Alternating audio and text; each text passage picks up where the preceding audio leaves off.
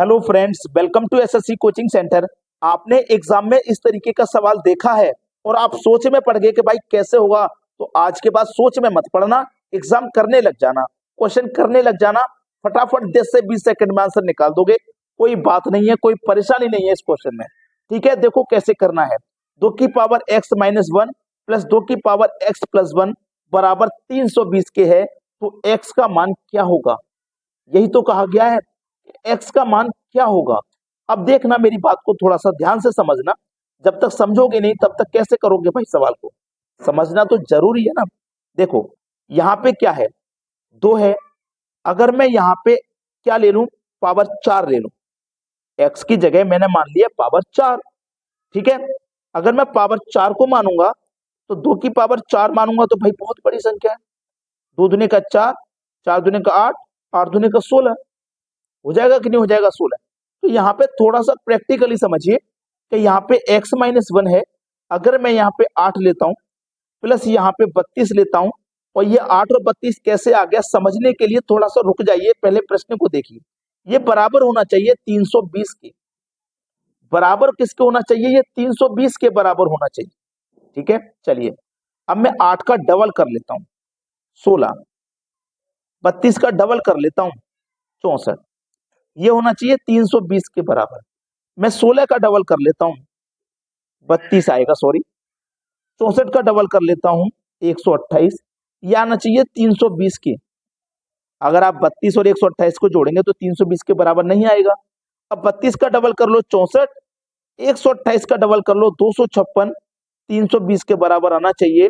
अब देखो 4 और 6 10 का 0 हासिल लगा 1, 25 और 6 31 और हासिल का 1 32। अगर आप इनको जोड़ोगे 64 को और 256 को जोड़ोगे तो 320 आ जाएगा। तो हमारा x का मान क्या है? x का मान क्या है? चलिए, हमने मान लिया कि 64 और 256 को जोड़ के 320 बन रहा है, लेकिन x का मान क्या है? क्या 4 है हमारे x का मान? क्या 5 है? क्या 6 है? क्या 7 है? नहीं, ऐसा नहीं है। ठीक है, क्लियर। अब देखो, हम यहाँ पे 2 की पावर x-1, मैंने यहाँ पे x का मान रखा 4। समझो प्रश्न को, x का मान रखा 4, 4 में से हो गया 3, तो बचा कितना? 4 रखा, 4 में से 1 हो तो कितना बचा? 2। यानी कि 2 की पावर, देखो x का मान 4 रखा, 4 में से माइनस किया 1, तो कितना बचा? पावर 3, और 2 की पावर 3 होता है 8। क्लियर। यहाँ पे कितना रखा? 4, 4 में 1 जोड़ा 5, 2 की पावर हो गया 5, और 2 की पावर 5 का मान होता है 2 32।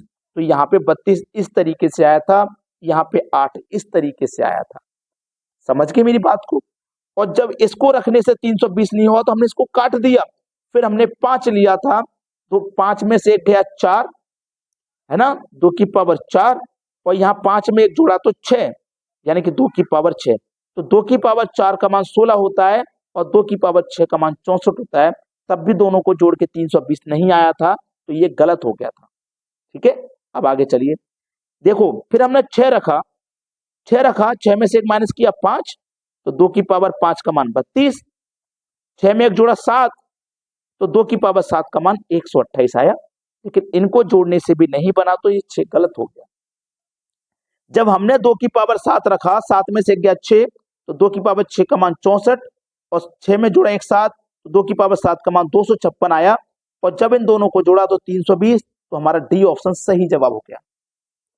देखिए, कोई भी प्रश्न हो, कोई भी सवाल हो, जब तक उसको बारीकी से नहीं सीखोगे, उसकी कमियों को नहीं सीखोगे, तो हमेशा गलती होगी। और इस सवाल को जो भी बच्चा देख रहा है, वीडियो को छोड़ के नहीं भागा है, आज यकीन से कहता हूं कि वो बहुत कुछ सीख गया इस सवाल में। बहुत कुछ सीख गया भाई, बहुत कुछ। जरूरी नहीं है वो यही सवाल को कर पाएगा, वो बहुत सारे सवाल बना देगा, अगर आज बच्चे ने इस प्रश्न को सीखने के लिए समय खर्च किया है। तो मैं उन्हीं बच्चों से कहूंगा कि जो समय खर्च कर रहे हैं, जो बच्चे हमारी मेहनत को समझ रहे हैं कि सर हमारे लिए मेहनत कर रहे हैं, वो बच्चे जरूर वीडियो को लाइक करेंगे। एक और सवाल मैं आपको देता हूं, उसको देखिए। अगला सवाल है, अब यहाँ पे देखो, 2 की पावर x-1 माइनस 4 की पावर x-3 बराबर 0 हो तो x का मान क्या? अब देखो यहाँ पे मैं वही करूंगा, पावर 2 रखूंगा, 2 में से 1 माइनस किया तो पावर 1 बचा, 2 की पावर 1 बचा, यहाँ माइनस है 4 लीजिए। यहाँ पे क्या करूंगा, 2 में से माइनस करूंगा 1 तो माइनस का बना जाएगा। समझ रहे हो मेरी बात को, यहाँ माइनस का 3 है ना, यहाँ माइनस का 3 है, तो भाई ये क्या हो जाएगा, तो 2 तो मेरा आंसर हो नहीं सकता किसी भी कीमत पे नहीं। 3 रखूंगा, क्या 3 से आ जाएगा, 2 की पावर x का मान 3। मुझे ऐसी संख्या चाहिए जो इस 3 को अगर मैं माइनस करूं तो मेरा जो संख्या है, जो पावर आए वो प्लस में आए। तो 3 में से 3 माइनस करूंगा 0 हो जाएगा, 4 में से 3 माइनस करूंगा 1 आ जाएगा, यहां तक तो हो सकता है।